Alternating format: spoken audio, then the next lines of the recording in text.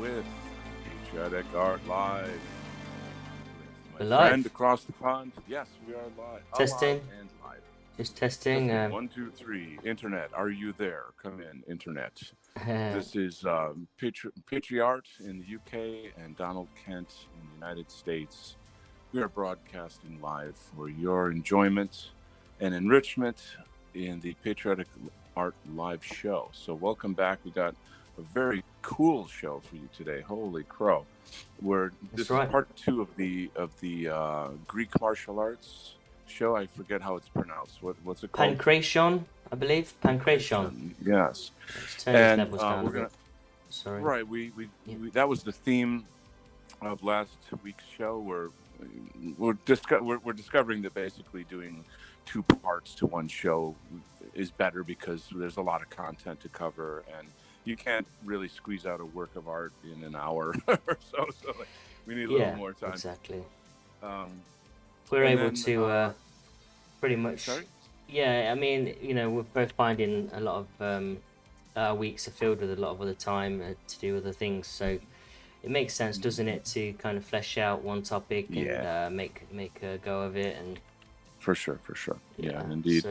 So there's a couple announcements and things as well here. Maybe we can kind of jump into that before we get cooking on the show here. And also we can talk about our art as well. So yeah, let's go through now. Why don't we just discuss that and all right, let's start with yours. If you could you zoom in on yours a bit so we could see a little. Okay, you got mine's straightforward.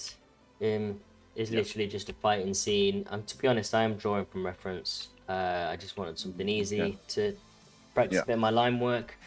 And the Great White Ape from last week suggested I put a banana in. In fact, he demanded it. And so I had to put in Monkey Man there at the back, chanting and cheering on. Oh my God! I'm not sure he would stay in. Maybe he will. I don't know. I think he needs to stay in. the Great White Ape is one of our buddies. We have the best fans on this show, by the way. I want to say a quick hello to Hippocratic Oath in the audience. Yeah, so it looks like your scene is an actual scene of this kind of Greek martial art. We're going to go over some more historic points on that today. I think it should be quite interesting. As many of you know, I've studied, I can't tell you how long because I would probably dox my age a little bit, but I've studied Kung Fu for decades, let's say.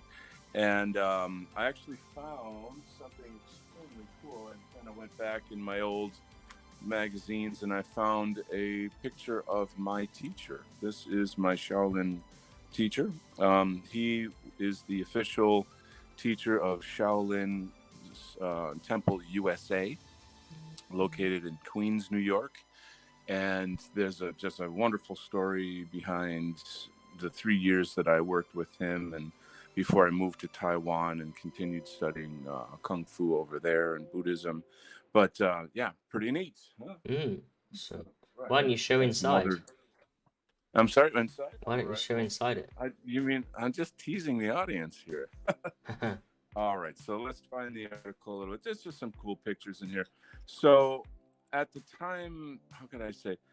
I really wanted to get serious about Kung Fu. I had studied some martial arts and I wanted to go full throttle. And I just thought, what's the highest level I could go to? And that's Shaolin. Shaolin is like the Harvard or the Oxford of Kung Fu, basically. It's a long story. It's the sort of the center of Chan Fo Jiao, which is Zen Buddhism in China. You did the accent well. Well, I speak Mandarin. I mean, not fluently, but I do speak Mandarin. So anyway, I moved to New York City, and I was actually going to look at another Shaolin school. Come to find out that that's not the legitimate Shaolin school. And while I was looking for work teaching English, I was in Queens, in the Chinatown there, and I stumbled upon this. So I thought it was very karmic that I just, stumbled upon the martial arts temple there. I just walked right in, and it's both a kind of Buddhist temple and a Kung Fu school. and I just was like, this is my new home, you know. And at the time, Shi Guolin is the teacher's name. He really didn't speak English very well. He had like a kind of a community of people that helped him out with the classes.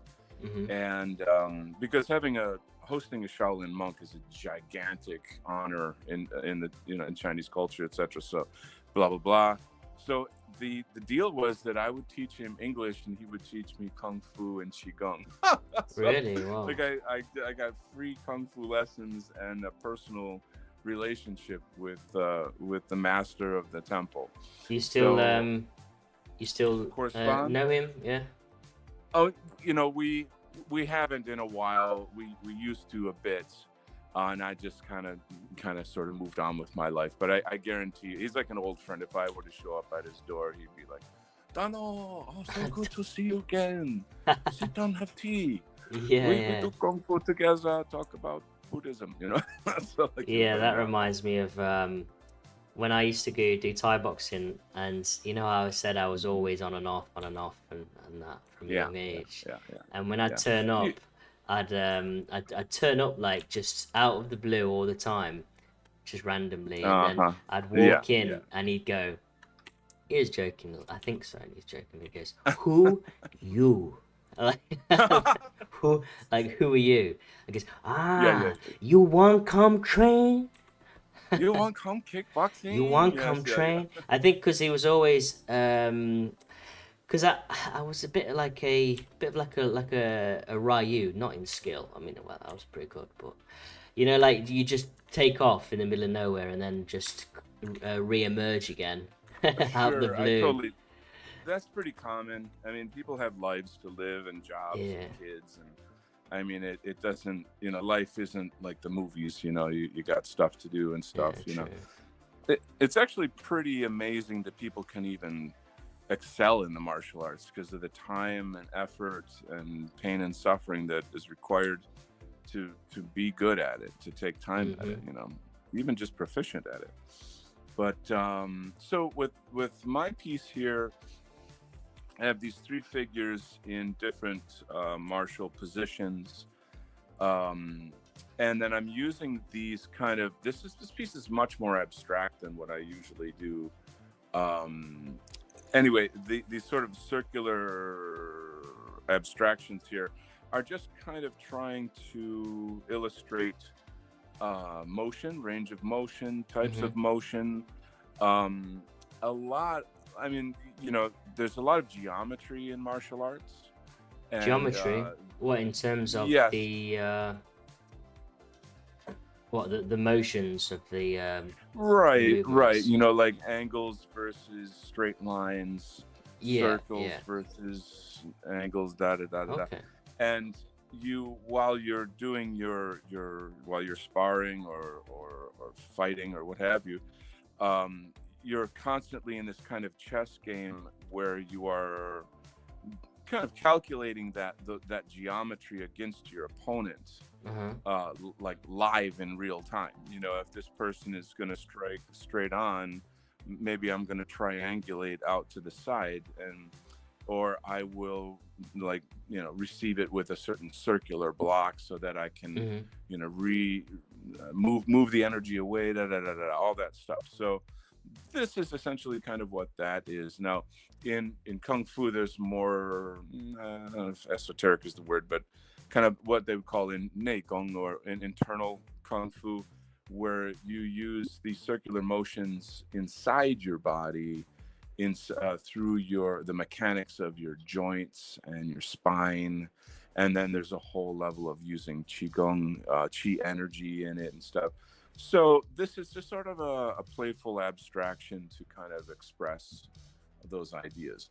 Let me say hello to some of my friends in the chat. We got my buddy I is here. Hello, all. Donald wanted to tell you I found a Hate Watch SPLC article about you. Oh, lovely. And the White Art Collective, a hit piece, doxing piece. Yeah, I'm flattered. Yeah, I was. This stuff is just what it is. I think if you're not there already, you're not working hard enough, because these are the people that are running the show to kill whites, to replace us in our own countries, to enslave us through all their tax systems and all these various things. Hippocratic Oath says, let's see, my channel's here, everyone was Kung Fu fighting, yeah. So that is what it is, and just there you shout go. out, to Steve West on our channel, and Lisa in Romford. Hello and welcome. If you're new to these streams, any views on either side of the channel, we've got a dual stream going, obviously 2 sides of the pond. But yeah, we are sort of nationalist advocates. We strive to use our creative efforts to promote, white well-being for our people, because our governments don't. And right. yeah, so we're just here on the creative scene, and trying to just build creative communities for the good of Europeans and put us in a positive light. And so that's it. And this topic is pretty awesome. I mean, Pankration, it's probably a martial art which is one of the least known amongst our people. Everyone's heard of karate. I mean, that kind of started off in the 80s with Karate Kid. I loved that film. It was pretty good. yeah. And then you had the others like Kickboxer and so on. And but karate was the main. And then I think sort of towards the end of the 90s, Muay Thai emerged. And I guess really what we can touch on today is we wanted to speak in more detail, didn't we, about Pankration. And one thing I was going to delve into is just how influential Pankration was in terms of which impact it had on cultures, because I think that it probably influenced some of the Eastern cultures and martial arts as the Greeks migrated out and so on. Yeah, people have to understand that there was a lot going on the Silk Road, and like, for example, you can find early Buddhist sculptures that are in the Greek style. Yeah. I mean, a while back you had in Afghanistan, the Taliban blew up gigantic stone statues of Buddhas inside the mountains. I mean, so like there was a lot of interaction in between the East and the West through the Silk Road. People don't even talk about Zoroastrianism. In Persia before Islam, it's Indo-Aryan, Indo-European, etc. There's so much missing history here. I don't mean to cut you off, though. I just find it very interesting. No worries. Yeah.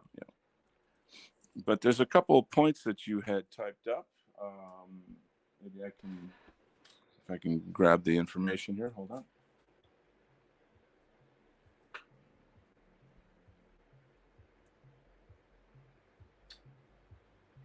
You were talking, or there's a section here on military culture. Yeah. If you want to read that out, and then I'll read the next set, which is literally its influence on other cultures in the East. All right. Hold on a second. At least one of us can be drawing while the other's reading. Right. Okay. So, how Pankration contributed to military culture? Combat training for soldiers. Pankration techniques were integrated into the training regiments of Greek soldiers, particularly the Spartans. The combination of striking and grappling made soldiers more versatile and effective in close combat situations, enhancing their overall combat readiness. Interesting. Just a quick aside, it's interesting how movies are the way in which most people learn about these things, martial arts, the Spartans. You know what I mean? It's like, why don't we know about these things just from school? How come we're not taught at an early age about the Spartans? I think, we're aware of wrestling. And I know there was Greco-Roman wrestling, but I think that's as far as it went. I don't think we understood it to be a more kind of diverse or so influential. I think that was reserved for the sort of Eastern cultures, wasn't it? Perhaps. I mean, I just feel it'd be nice to have an education that was more about Western civilization Oh, instead of definitely. just Yeah. individual countries. So, moving on, development of tactical skills. The strategic elements of pankration, such as anticipating an opponent's moves and exploiting weaknesses, mirrored battlefield tactics. Very interesting. Mm-hmm. So perhaps there's a connection between one-on-one battle or combat and how armies interact with each other. Like there's some kind of strategy there. So let's check this out. Sorry, I lost my place. Strategic movies. Soldiers who practiced pankration were better prepared for the unpredictability of war, fostering adaptability and quick decision making. So this goes right back to the discussion in the last show about sparring. Yeah. Sparring, what I think one of the most important things that it trains is how to respond creatively in a chaotic situation. So there's no amount of forms you can do. You know what I'm saying? There's no amount of two-man routines that you can do that can teach you creative problem solving in the moment. You see Yeah. what I'm saying? Yeah, of So, course. I mean, like mixed martial arts or commercialized martial arts, that's all they do is, you do have to learn the forms. You do have to, that's just the ABCs of it. But why learn the ABCs and never write a book or never have a conversation? Sparring is the conversation. It's a freestyle conversation. So exactly. I can see how schools might feel like, oh, well, I'm going to have to take out insurance because someone could get hurt or blah, blah, blah. But sparring is really, it's like such an important dimension of martial arts. So anyway, I think this point makes my point. So moving on, fostering physical and mental toughness. The grueling nature of pankration training built immense physical endurance and mental resilience. That's a whole other side. The kind of the physical side is one thing, but the mental resilience, I think, is a whole other thing. That's what when I talk about getting into sparring and kind of getting into that hot zone, where you're both in really, really working to overwhelm each other, and the fists are flying, and really right in the crucible of the fight, if you will. That to mentally be able to sustain that, I think, is an important skill. Yeah, This definitely. toughness was crucial for soldiers who needed to withstand the harsh conditions of warfare and maintain composure under pressure. There you go. That's quite a lot. Yeah. Quite a lot. Maintaining composure. Interesting. Well, So, when you look at what are modern your thoughts? MMA fighters, I mean, Mm-hmm. they're so hardened, battle hardened, mentally Yeah, tough. yeah, Especially they yeah. Big say time. that wrestlers. I know America are massive on wrestling. We were never big on wrestling in the UK. I mean, it Mm-hmm. wasn't like Yeah, some kind of PE sport. We just didn't learn it. We kind of learned yeah, football, which is soccer to you guys, and yeah, rugby, yeah. a bit of tennis Mm-hmm. maybe, but we Yeah. never actually learned combative sports in Mm-hmm. school, which Hmm. is a shame. And then if parents took their kids somewhere, it was like usually to taekwondo or karate or something like that. Oh, okay. But yeah, I mean, I would have loved to have started wrestling from a young age.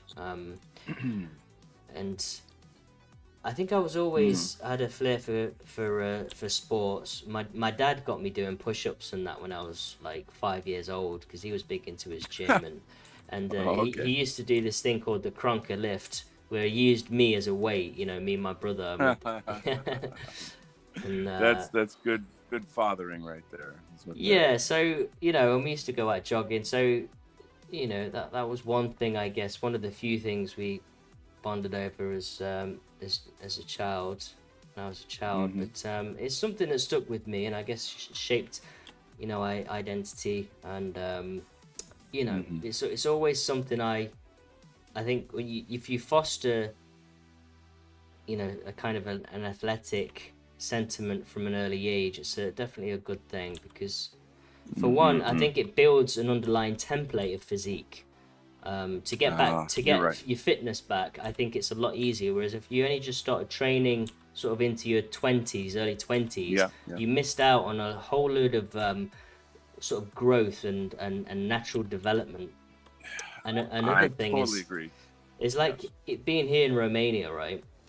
These Yeah. people are constantly working with their bare hands and really laboring, and you can see how their bone structure of their fingers and their wrists and that have just developed an extra thick set because they're constantly Yeah.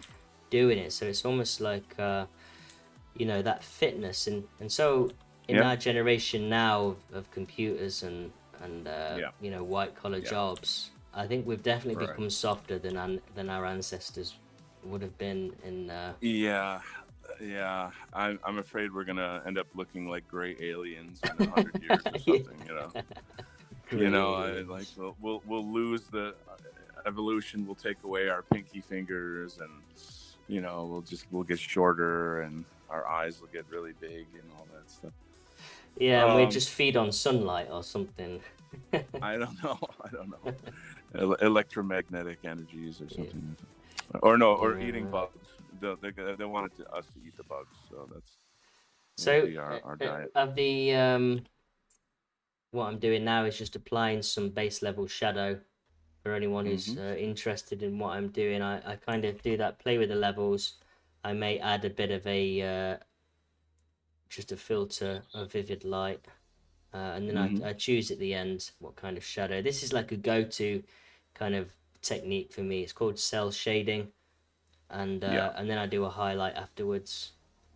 But I just start with the blue because it's just a nice shadow-based color that can sit well over. I like that. That's nice. Yeah, I mean, and when you're working with blue as your base shadow color, you can add oranges over top in layers. Yeah, exactly. To create so like orange and blue are opposites on the color wheel.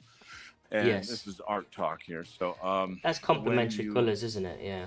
Yes, yeah. When you overlap or mix orange and blue, they neutralize each other. So you get a kind of sophisticated color, I suppose. And you can change tone and shadow and stuff. It's just from an artist's perspective, it's a really cool way to work. It's enjoyable. Yeah, it's definitely something to take advantage of the sort of cool shadows and then have warmer highlights. And it just works. It's just a go-to method I kind of learned. Right. And it's quite easy to just to get the volumes that you want. The volume of a form by focusing on where the shadows are and then adding a few highlights. It can really get a 3D form straight off the bat. When I was doing more oil painting, I would start off with a brown tone, which is a kind of neutral earth tone. But then I like I am now actually, but then I tried other colors like a midnight blue or alizarin crimson or a pine green. Okay. And when let's say if you're using a pine green background, for example, and you're pulling the colors and the forms out of it, it's just different. It has like a bang to it. Like the midnight blue, it almost looks like black, kind of like a velvet painting. Okay. So you get a different mood as well, don't you? Yes, yeah. That's kind of what I'm trying to get to here. Is that the mood that you get from it is really interesting. Let's see. I'm trying to check out some of the comments here. We were talking about movies. So like, here's one of the debates that I've had with other martial artists is okay, let's say you watch martial arts movies and you think, oh, that's so cool. I want to do martial arts. And then you go to a school and you learn the stuff and blah, blah, blah.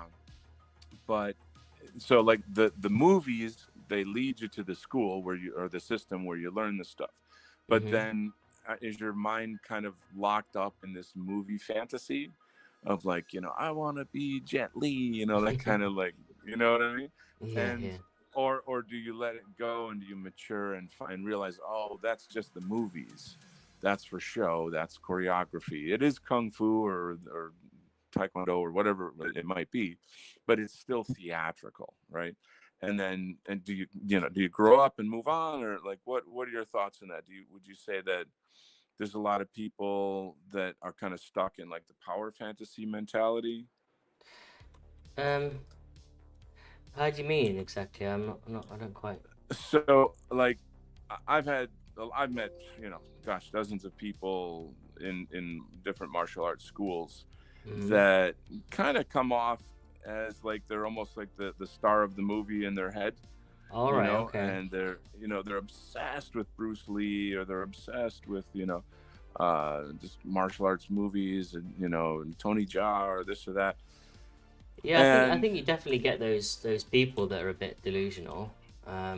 That's sort of what I'm saying. Yeah. Yeah. I think most people when I've trained, most people that I've known tend to just see it as a means to get fit, and Okay. I've not really come across people that has gone to their heads and they think they're gonna, do,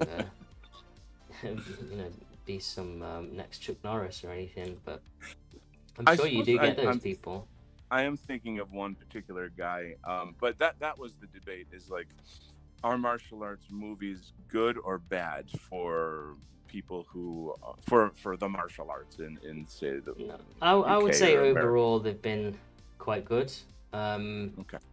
I think they inspire you to maybe want to be a bit more masculine, and be able to defend yourself. So I would say, I used to watch them, and I remember I was even into performing arts. I used to watch these stuff, and I used to kind of like role play in my head and just like punch the fist in the air. And I remember like I'd be standing on my bed and like pretending to put my arm around like the woman, at the end, and like, yeah. I mean, this was back when I was like 21, so no, I was a bit younger than that. I was a bit younger. The good guy gets the girl. There you go.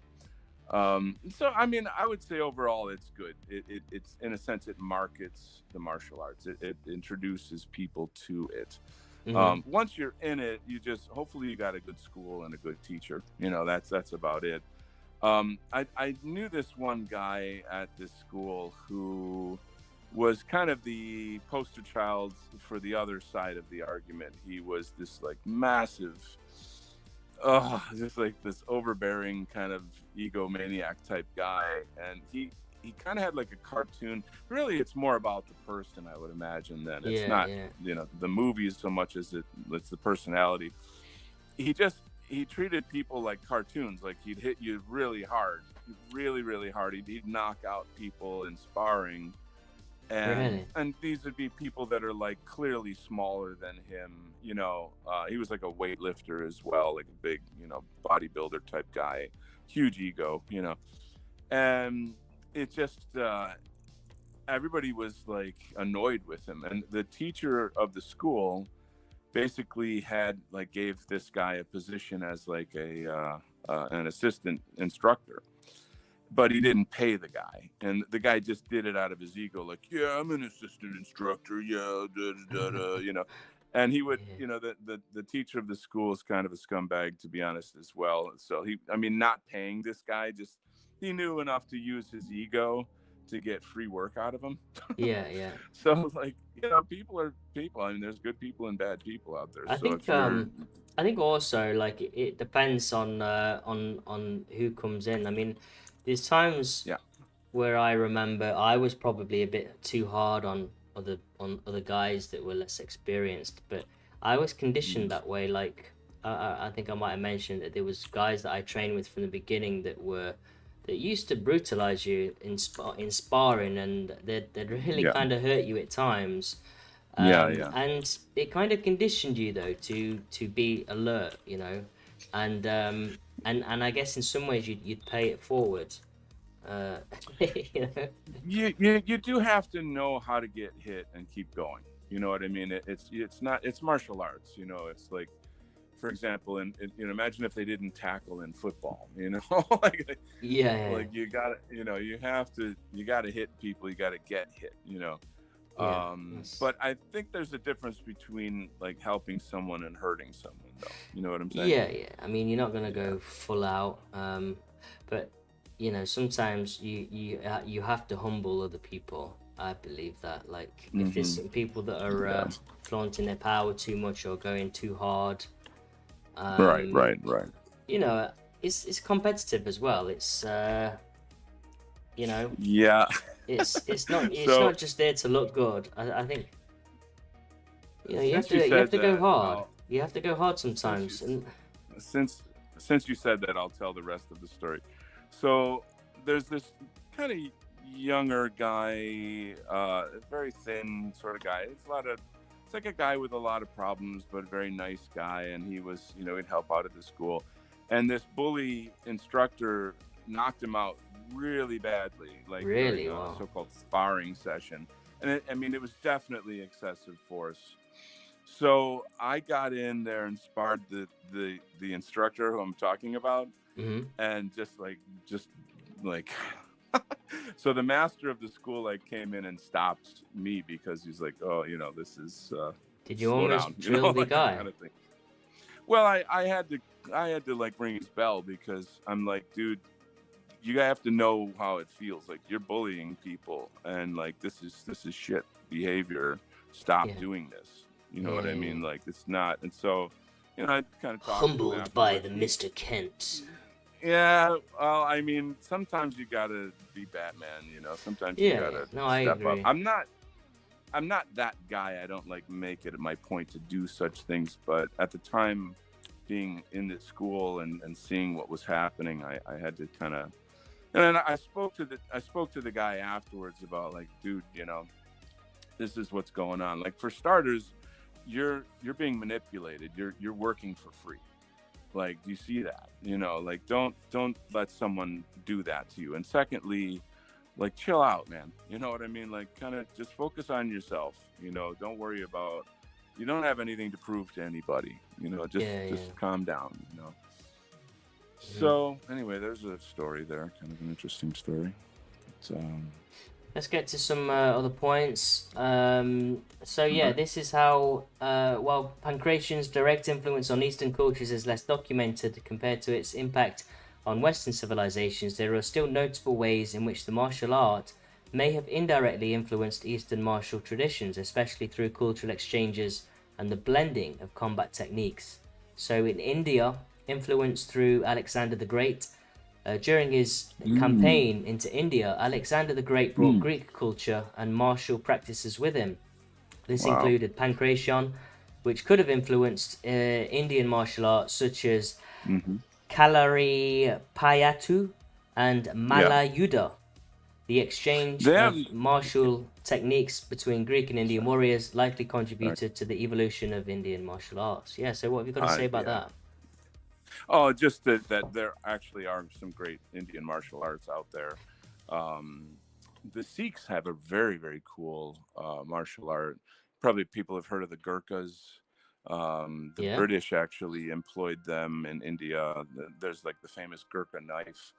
But I've heard of them. It's an interesting topic because I would venture to say that China is influenced by some Indian martial arts as well, because if you think of Bodhidharma coming from India to Shaolin Temple, and then being kind of I guarantee you he didn't teach the whole system of Shaolin. It's just the legend goes, that he brought A, B, C, D, F, G, which he did historically, but over time. It became like a martial arts university where people would bring their systems. The point I'm making is that the Chinese would never want to admit that their martial arts come from India, No. But if you do, if you do these kind of like studies and you look at how a certain move is done, for example, if you look at Fujian crane and Okinawan karate, you can clearly see, that karate came from China. You know what I'm saying? So just an interesting topic. But countries have a lot of pride, in their stuff, and they don't want to admit that it came from somewhere else. Like, I recently found out that there was no kicking in karate until a certain point in time, where it was taken from French savate. Really? Wow. Yeah, there's actually a French guy online who he has like a martial arts YouTube, and he's a kind of a funny guy. He's a neat guy, and he shows the history of that. He's a pretty hardcore karateka. Like, he's somebody who, he's very deeply committed to karate, and so he would know that. I don't know if he runs his own school. He probably does, but anyway, interesting history there. Yeah, interesting. So, we've got another one, Central Asia. Hellenistic influence. After Alexander the Great's conquest, the Hellenistic kingdoms in Central Asia, such as the Greco-Bactrian and Indo-Greek kingdoms, served as cultural melting pots, where Greek and Eastern martial traditions could interact. This cross-pollination of techniques from Pankration with local combat styles may have influenced the development of regional martial arts. So yeah, I think definitely as the Alexander the Great, a lot of the Greeks spread far and wide, Yeah.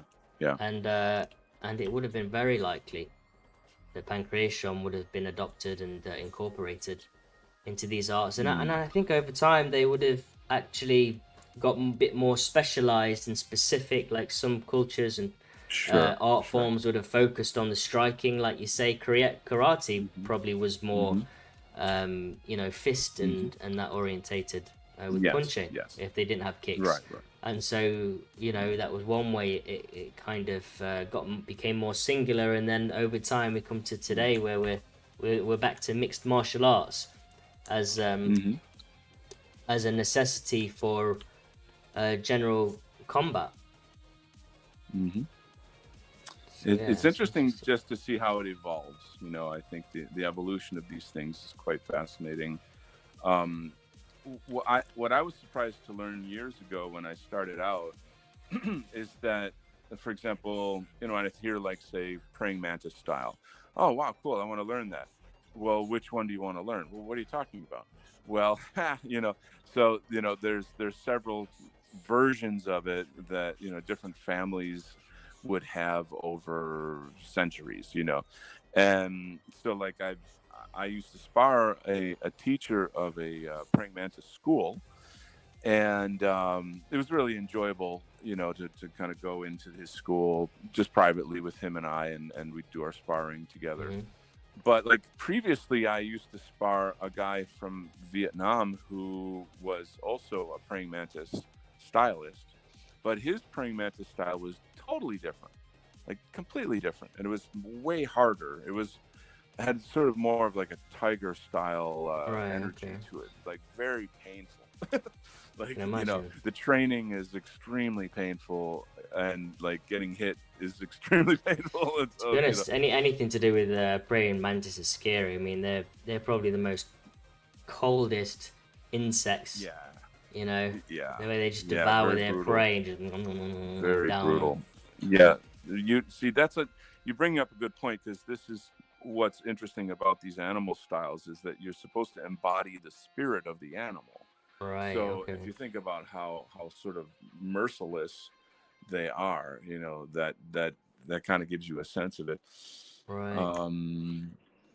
Yeah, I don't know much about it. I've only sparred guys in that system, so I can't say that I know, the system at all. But fun stuff, though. A lot of fun stuff. Yes. Yeah. Let's get another one. We've got China. Silk Road exchanges. I think you've touched on that a little bit. Yes, the Silk Road facilitated extensive cultural exchanges between the East and West, including martial arts. While direct evidence of Pankration influence in Chinese martial arts like Kung Fu is scarce, the exchange of combat knowledge and techniques along these trade routes could have allowed for some degree of influence.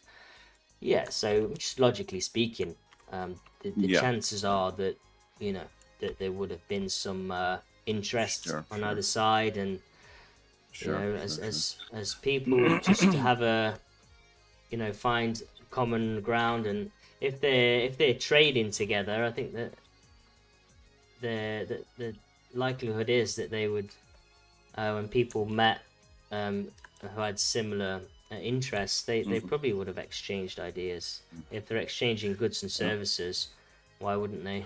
Well, the family that kicks together sticks together. No. That's like a martial arts marketing slogan in America. They have, you know, like, sign up the whole family today. Joe's kickboxing karate school. The family that kicks together sticks together. But Nice. yeah, it's interesting stuff, and you got to imagine a lot of that was highly secretive as well. So there's probably no records, I suppose, of True. like, you know, Yeah. where did this come from? I mean, maybe not. Actually, that's. I know that, you know, kung fu schools keep extremely good records of like their lineage, but usually they're all Chinese people. You know, Joe Schmo from Greece that I met on the Silk Road or whatever. It's not likely to happen. But Bruce Lee had an interesting comment. I don't know if he stole this from somebody or he came up with it, but you only have 2 arms and 2 legs. You know what I mean? Yeah. So it's an interesting point that's like, you know, there's only so much that can be done. I think there's, even though there might be hundreds and hundreds of techniques and such, you know, as long as human beings only have 2 arms and 2 legs, then this is kind of what it is. You know what I'm saying? Yeah, I think there's only so many moves that you can think to do. Right. And I think that's maybe why people end up doing like the animal techniques, because it's like, where can we draw influence from? You know, and a lot of the animal maneuvers are. Yeah, I don't know all of the animal styles. I think Am I sharing my screen? I think you've knocked me off. Oh, what happened? Let's see what I can do here. Hold on a sec. Maybe I have to invite you back on. How did that happen? Let's go. I've presented still. Well, okay. It says remove from stage, which would mean that you're still on stage. Okay. Let me. I'll tell you what. Should I? I'll take you off stage, and then there you are again, and I'll add you to stage. There we are, and then just switch it back. Switch the. Well, I'll change the layout a little bit, but I want my audience to see your work in more close-up detail, because there's a lot there to see and enjoy, and you're doing some real nice work there. So gives you know, enlarging the screen on my end is just helpful, so they can enjoy that for a bit. Yeah, well, I'm just. Nice.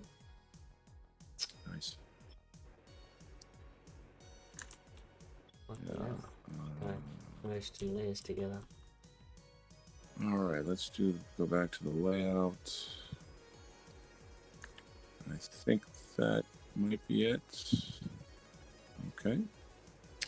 Anyone in the chat have any questions or comments? I think that could be an interesting thing to engage here. Hippocratic Oath says, movies are a centralized form of education. Our male-only clubs and institutions are demonized, where a certain tribe can be excluded. Let's see, what's this here? Can't remember who said it. Might have been Ted Nugent, but the quote went something along the lines of, if you're not on a list, you should be ashamed. That's referring to something earlier. We got Mike Smith is here. Hey, Mike.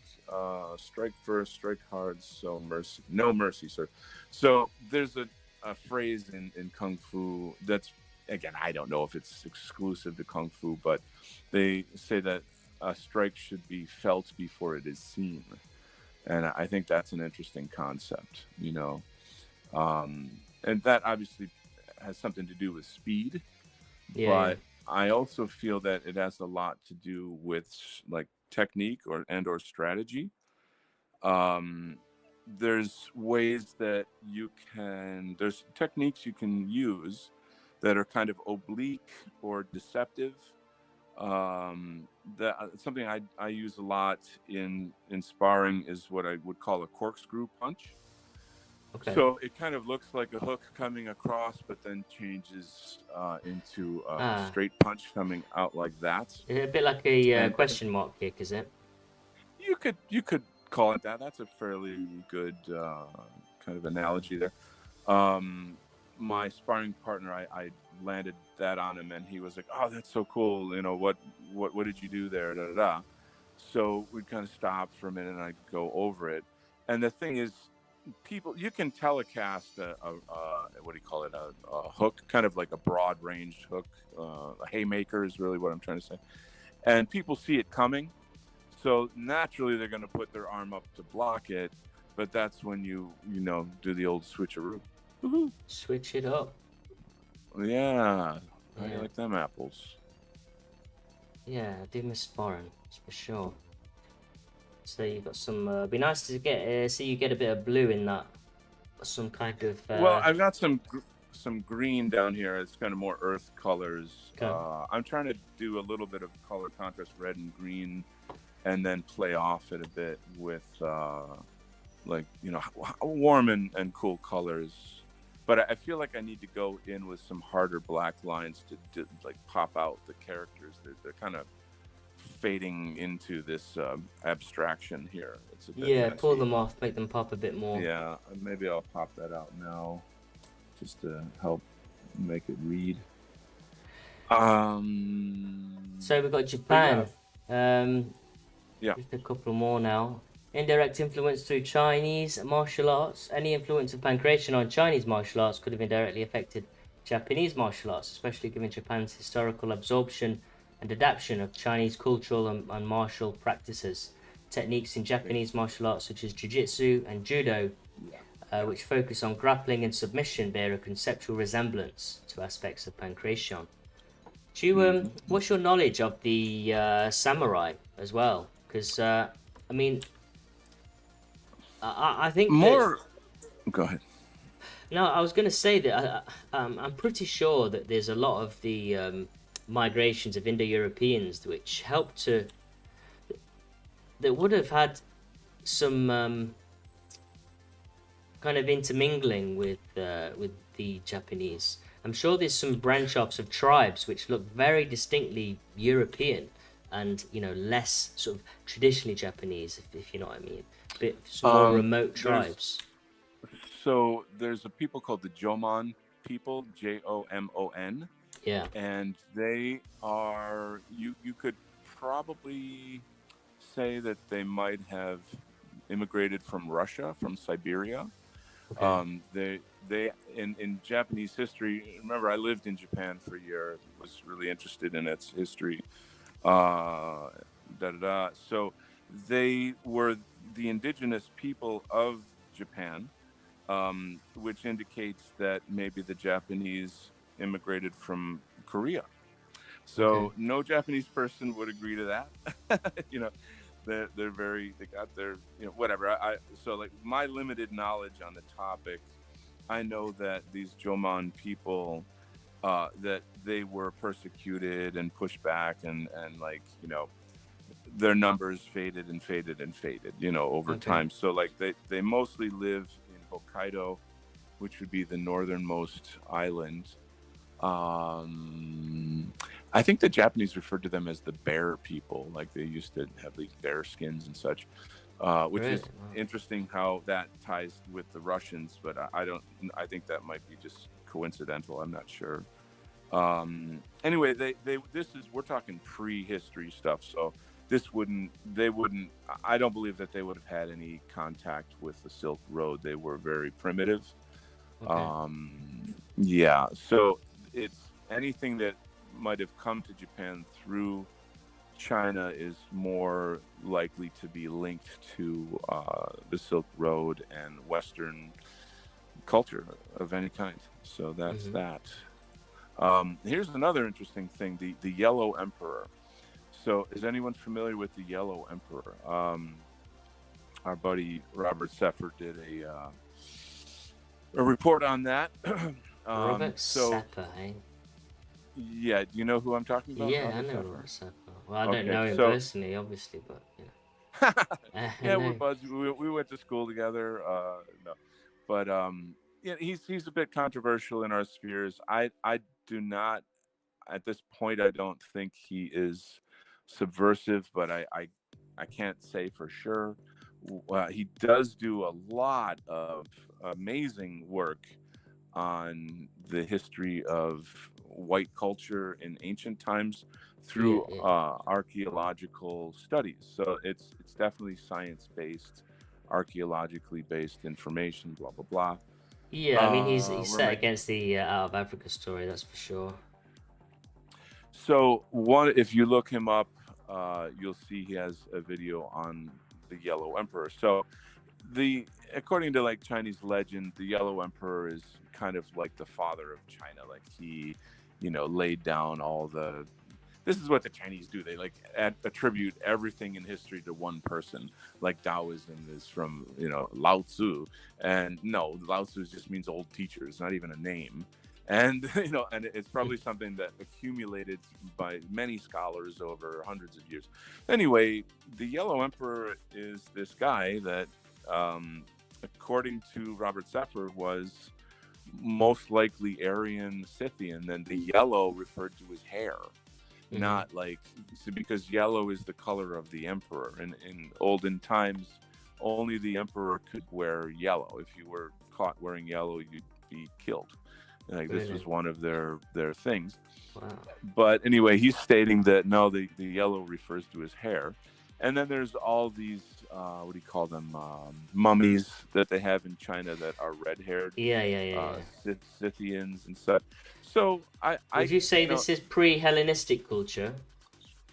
Very much, very much. Like, yeah, we're going way back. So that doesn't really tie into the Silk Road and the martial arts is what we're talking about, but it's relevant. I think it's interesting anyway. And I'm not trying to take anything away from the Chinese or whatever that they've accomplished, but I do think that what's important, kind of the takeaway, is that we have to recognize that our people have been around and been influencing other land regions, other cultures for a very, very long time. And our history is obviously being obscured. So it's really important for us to find out about those things. Of course. I mean, even I don't think people realize how far Britain goes back. I mean, the tin trade, for example, the tin trade was part of the Silk Road as well, and that was the Pillars of Hercules, for example. There's so much trade going up through the Mediterranean, and the tin was taken from Britain and transported all the way down the Mediterranean Sea towards the Middle East, because they didn't have tin there, and it must have all come from offshores. And so there's a lot of connections bridging the ancient Britain. You're probably thinking talking 2000 BC, and so Britain has always been a big sort of mining land. It's been very rich in mineral and resource. Oh, yeah. I don't know. You can see how controlling someone's history is a way of controlling those people, and sort of stopping them from learning who they are. So, like, for example, being put on a list because you're trying to promote the culture of your people, which is a totally non-violent behavior, is like, but to be like demonized for that and intimidated for that itself is a kind of terrorism. You see what I'm saying? It's a psychological, cultural terrorism. And that's communism, that's Marxism, that's everything that we've been fighting against for how long? Yeah. So, even, you can't even talk about your own art and history and culture without being put on a fucking list. So, a bit of anger. I mean, a bit of extra anger came out there. You just I just tossed in a little, like rib jab right there, and I little felt that one. martial art I felt it. word. Just kind of just a tiny little shin kick. No, anyway, I in a weird way I'm starting to actually feel sorry for those people because they have a very profound paranoia. Who's this? The little hats. Right. Okay. The people that put us on lists, like those people. Well, it's our own people as well, isn't it? It's the. I mean, look at our Oh yeah. governments. I mean, What's going well, off our with people. I mean, for example, just you've got in our governments now. So a lot of this knowledge is coming from Mark's feeds that I kind of just bring up, but basically Richie Sunak and Conservatives, they're because they know that they're not going to win, they've called for a more expedient election so that the Labour are more likely to win majority seats and giving less time for smaller parties to Charming. to get into power. So sure, it's a swift maneuver, and then you've got the likes of Keir Starmer, who's just another stooge for the World Economic Forum. So yeah, it's pretty. Well, I mean, I always feel like those are the puppets of the big of the small hats. You know what I'm saying? So like, even though our people are paranoid, it's it's because they're scared. I mean, these people have power. They threaten us. And so our paranoia is different. That it's like this kind of like psychological terror that the little hats put us under. They actually have real power behind it. They can fabricate fake charges, and they can ruin your reputation. They can, get you fired, da da da da da da da, on and on and on. I mean, we all pretty much know how it works, but like if we were not infiltrated and we're totally in control of our own countries, I don't think that we would have this. Maybe there would be some kind of mafia or something. There would be some corruption somewhere. I don't know, perhaps, but it's not us. It's an outside foreign force that is pushing in on us. So, but my point I simply was just making is that like these people need psychological and spiritual care. They need some kind of help to stop this terrible fear that they live under. I mean, look at how deep and wide their systems of control are. It's like the Samson option, for example, that if Israel were to get defeated, that they would blow off all their nuclear weapons and destroy the whole world. Like an active spy. It's an actual. I wouldn't policy. be surprised. It's an actual policy that is it really? Can look it up. The Samson option. Look it up. The Samson option. Wow. Yeah, imagine if like America lost a war and then it said, okay, if we're going down, you're all going down, and then destroy the whole planet. Like that is suicide bomber on that is a satanic level. You know what I'm talking? That's heavy. And I mean, that's the enemy of the planet right there. That's the enemy of the human race. to like that's to the have kind that. of thing you see in those films, isn't it? Where they just press that big red button. And, they're desperate. The Samson option. Yeah, look it up. So, like, people that are that suicidal need help. I mean, I know that we're angry at them and we have a right to be angry, but ultimately, how is this thing ever going to get fixed? And like, I don't know if these people could somehow find some type of peace, and it's never. I don't think it's tenable because like their ideology is that they're supposed to be the masters of the world. They want to enslave everybody. They don't even think we're human. So how do how do you interact with people like that? I don't. let's check out some chat here. Splattercat says, "Ah, crap, I missed most of the stream. Hope you're doing well, both of you." Thank you, sir. Thank you, Guy. My buddy from Spain is here. Good to have you there. Carlo is here. Imagine if we threatened with such option. Yeah, like how is it that any country, like if India had that policy, yeah, it would be an issue around the whole world. It'd be like, okay, India is threatening to kill the entire planet, like to annihilate all living things on Earth. We'd better have a conference. We better talk about that. But Israel can have it, and nobody bats an eyelash. Yeah, I mean, I'd never heard of that, to be honest. So yeah, it's out there. It's out there. Yeah. But anyway, how did we get on the Samson option? I don't know. I don't know. Where were we before? This is get us back on track. The Silk Road, yes.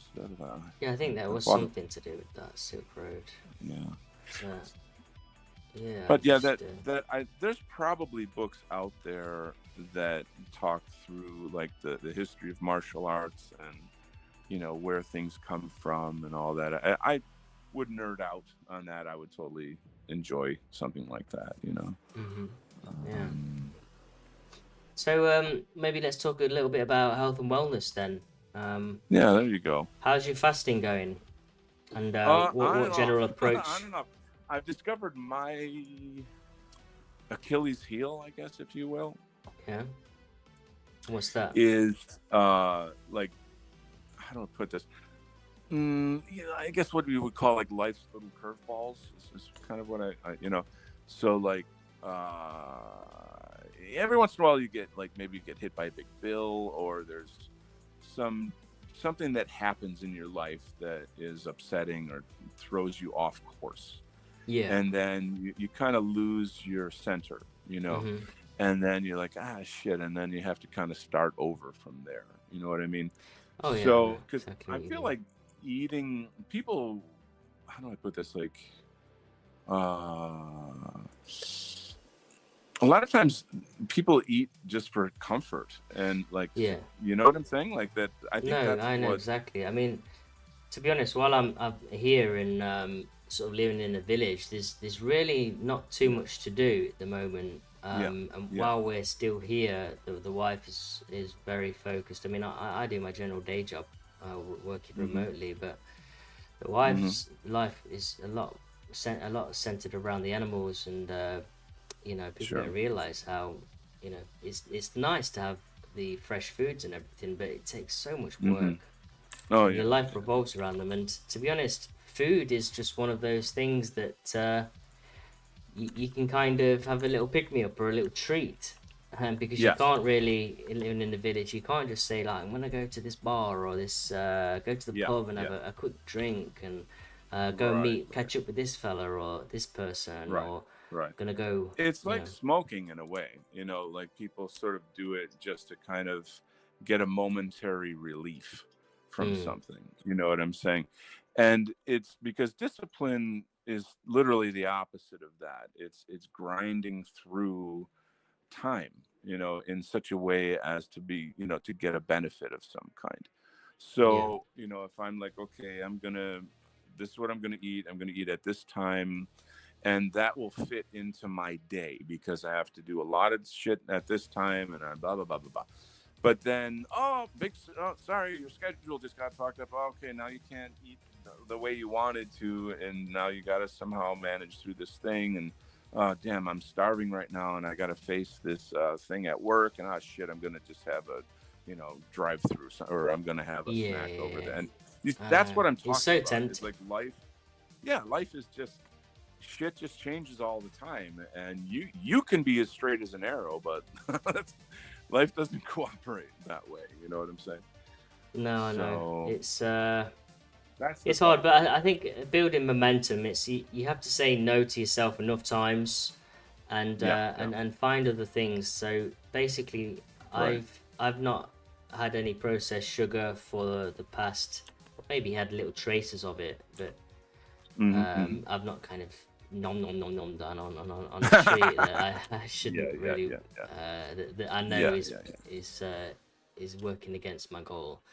So every time I've kind of really had the impulse or craving, I've just had some natural honey. We've got a lot of natural honey, Oh, but we I helped. love honey. I'm Yeah, totally we about had honey for sure. we helped one of the locals up here farm the bees and extract it and the whole process, which is quite a good experience actually. Um, and yeah, he gave us loads of honey for helping Hmm. out. Um, That's and marvelous. and Wow. yeah, I mean, have you ate it as well? Like actually from the like break it off from the honeycomb, sort of the waxed, uh, the it's Hmm. like a waxed board that they form, I love it. Yeah, I and know what you're you talking chew about. It's down on it, and wonderful. it's like the most juiciest chewing gum for about 30 seconds, and it's just a throb of natural pure I know you honey, almost get a and high then from it, actually. yeah, and then Yeah. you kind of chew it down until it's like a small kind of clump of wax in your mouth, and then you just Sure. spit the Yeah. wax out. Yeah, it's Right. so Right. tasty, Right. but It's wonderful. Yeah. yeah. There's in the summer, there's a kind of farmer's market near where I live. And there's a husband wife team that have their own like bee farm, I guess. Okay. So I usually try to go there and patron those guys. They keep inviting me to their house, and I keep saying I'm gonna come over, and I just somehow I don't kind of manage to do it. But um, it just would be a cool thing to do on my own at some point. So that goes back to the topic I was getting at about like organizing your life, and having some kind of control. Like you know what I mean? Like just try to get a schedule set up Mm-hmm. where everything works, and you don't have those stupid curveballs, that throw you off track and shit. But not Yeah. everyone's that lucky. Not everyone's that No, yeah. I lucky. mean, So it's building habits. yeah. And it's like that classic analogy of there's two wolves, and which one do you feed? Oh my And God. Yeah. Yeah. Yeah. it's Yeah. and the more you feed the one wolf, the more that wolf grows, and the the Sure. Sure. the harder it is to feed the other wolf. So Mm-hmm, mm-hmm. I mean, I haven't managed to even get into my a kind of a regimented workout schedule at the moment either. But for now, I've started Mm-hmm. the healthier eating, um, Mm-hmm. Mm-hmm. and then I will look to start doing regular Right. exercises. Right. Have you heard of? In fact, a friend of mine said about it recently. It's called. One sec. Let's bring up our. I'll have to go back to my chats. It's called. I'll let you know. It's called. My channel says mix honey with frankincense. That sounds like a Oh, yeah. fascinating idea. Interesting. Interesting.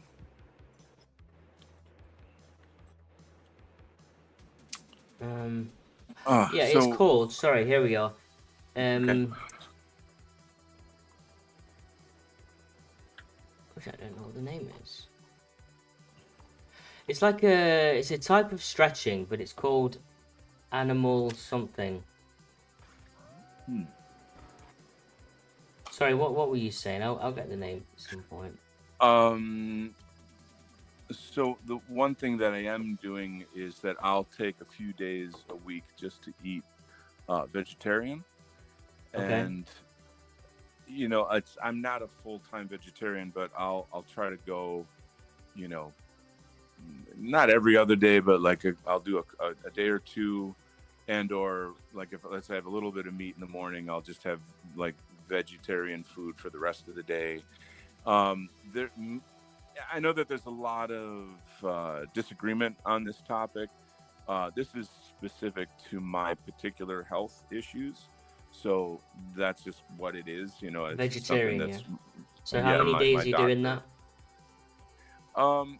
Again, it's not locked in. Like a Monday, Wednesday, Friday. It's sort of like, okay, I haven't been to the store yet. I got to do some shopping. What's in the fridge? Okay, I can do this, this, and this. Okay, I gotta.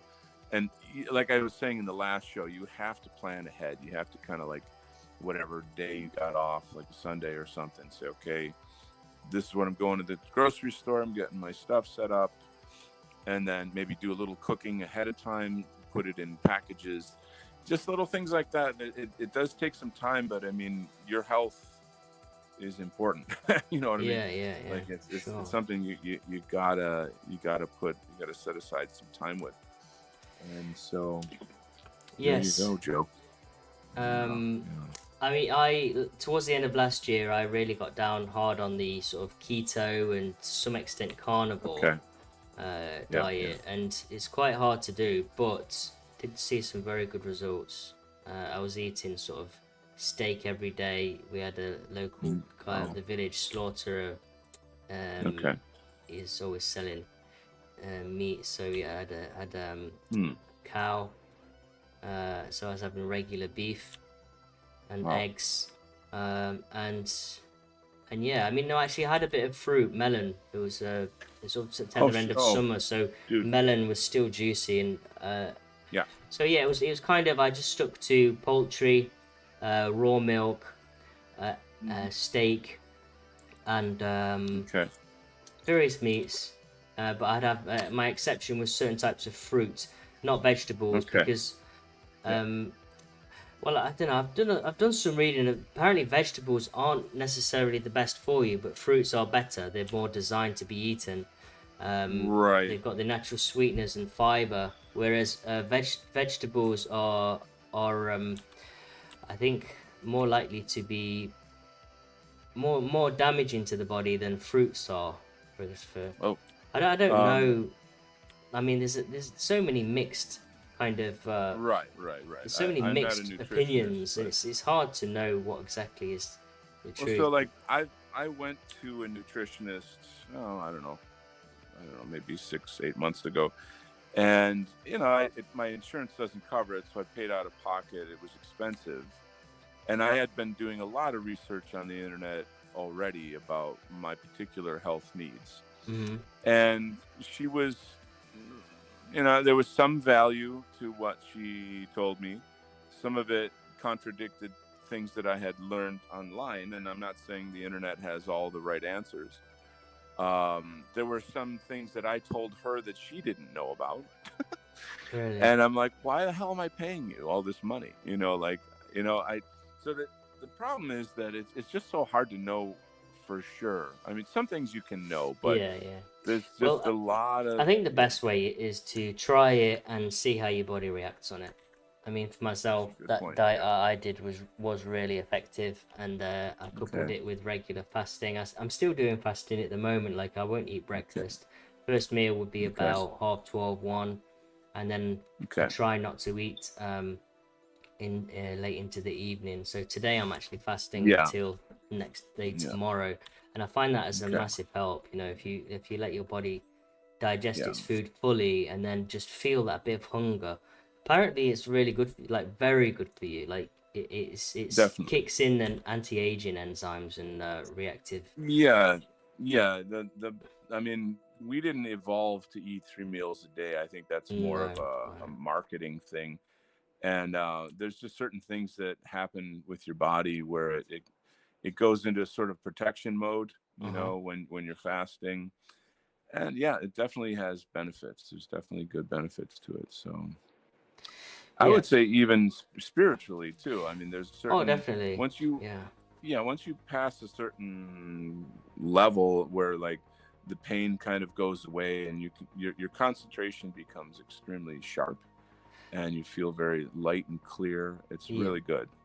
I did a 3-day fast once. That's the longest I've did. Wow, I've done. That's a long time.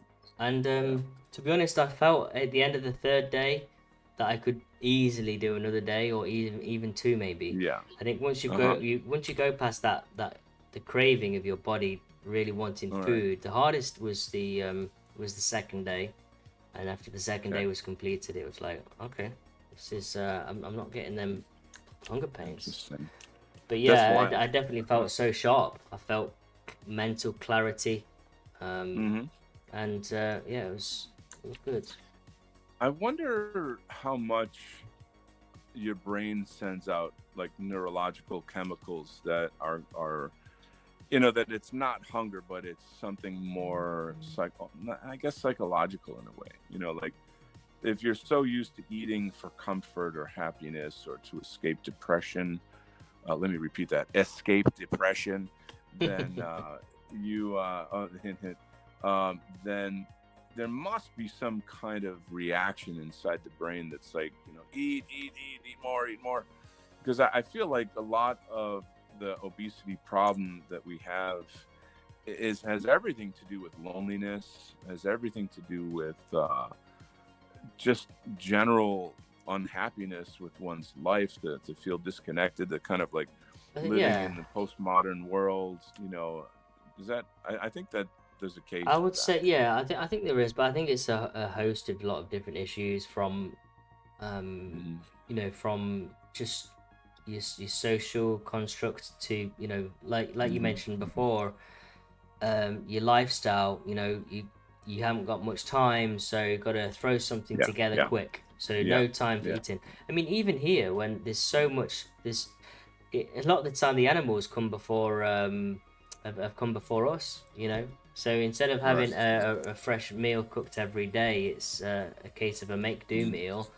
Whilst a lot of the house stuff gets sorted.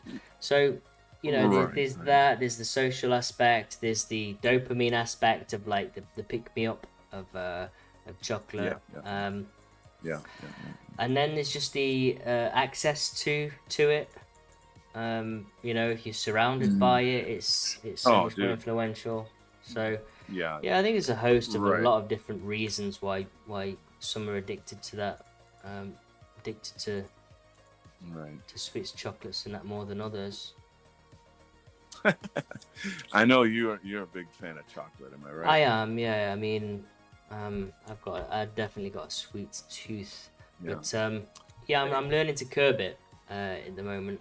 I'm really trying to curb that.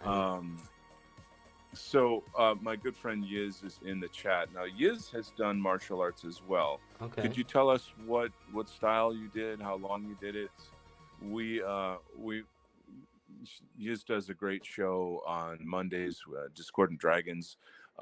She's got a bunch of other shows. Every time she's on here, I always want to give her a little plug because she's just one of the the superstars in our sphere.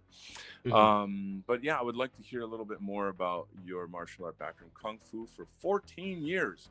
Kung Fu when young. 14 years. Fire and water. Wow. What system of Kung Fu did you do? I thought you were more like karate. I don't know why I didn't know that. Seems like I should have known that. That'd be interesting to know. And then also, what are your thoughts on sparring? That would be interesting. So just I come across different opinions on the topic. Most of the people that I know think of sparring as they have a different definition of it. They think of it more what I would call sport fighting. So put your gear on, go into a ring. Someone is a referee, and then go. And then punch, kick, punch, and then stop, and then okay, who won? And like that's not sparring. Let's see. Too much to type. Can't explain in chat. Sparring is great. Okay, yeah. That's too. We'd have to have her like on the show. I actually maybe I could do like a martial arts show and just get a panel of people that kind of do a sort of a reach out to our community. I know, of course, Luke Mason does it. You do it. Is anybody else? Is there anyone else in the chat that does martial arts or knows anyone in our community that does? It'd be an interesting show to do. But it would be. Well, I feel like I am, for the moment. You know how art is like it's done for now. Yes. I feel like I'm at the done for now zone with this kind piece. of there with mine as well. Just zoom in. I could add a few textures to this and some bits, but it's a holiday in America today as well, so I'm going to be going out with my son. Okay, it's Memorial Day, where we get to remember all the brothers and sisters that died in unnecessary wars for bankers. Yeah, More will come. Yes. Yeah. Yes, fair one. So where are we then on the time? It's 1 hour 20. Do we carry on? Do we? I feel like I could probably wrap it up here for Yeah, myself if that's fine that's by me. I agreeable. tell you what. Let's Okay. just read the last. Okay. The last. All right. Let me read that for you. Okay. I think didn't there's know if one we on. Let me drop this in the chat. And that was on. I'll just drop you this now. I just dropped you that in the chat there.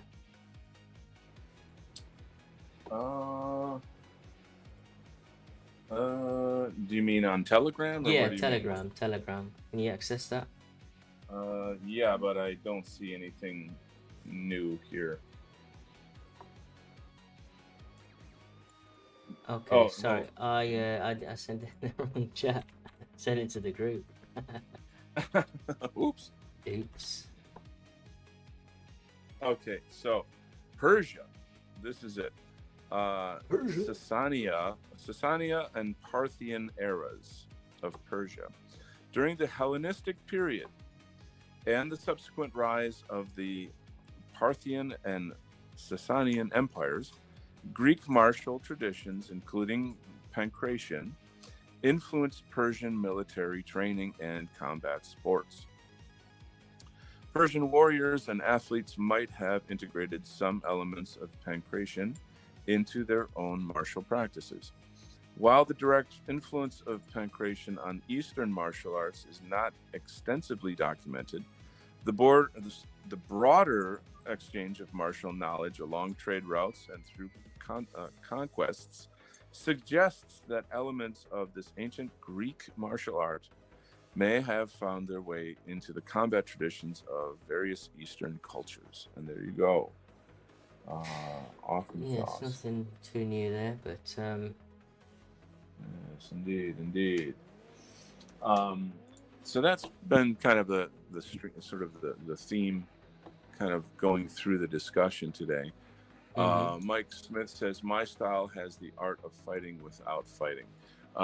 It's like saying, oh, well, that's is that Jeet Kune Do? Are you talking about that, or is there a certain philosophy? Because I when I'm teaching people martial arts, I say the best way to win a fight is to not be in one, because violence is running bad. away.